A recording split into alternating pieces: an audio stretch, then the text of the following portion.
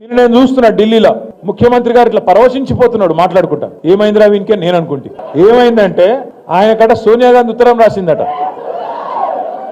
సోనియా గాంధీ గారు నాకు ఉత్తరం రాసిండ్రు, చాలా బాగా చేసినామని రాసిండ్రు. నేను దానికి ఇది నాకు ఆస్కర్ అవార్డు కంటే, నాకు లైఫ్ టైం అచీవ్మెంట్ కంటే, గోల్డ్ మెడల్ కంటే ఇదే నాకు ఎక్కువ అన్నాడు.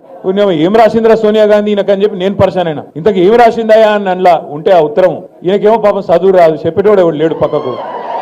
ఆ డిగ్రీ కూడా నాకు తెలిసి దొంగ డిగ్రీ తప్ప నిజాం డిగ్రీ అయితే కాదు. మీరు చూడు ఆ లెటర్ చూసిరా లేదా మీరు?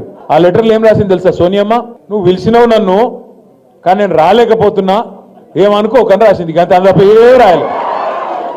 దానికి ఈయన పట్టుకొని ఇగో ఇది నాకు ఆస్కర్ అవార్డు, నీకు కావాల్సింది ఇవ్వాల్సింది ఆస్కర్ అవార్డు కాదురా నాయన, నీకు ఇవ్వాల్సింది భాస్కర్ అవార్డు.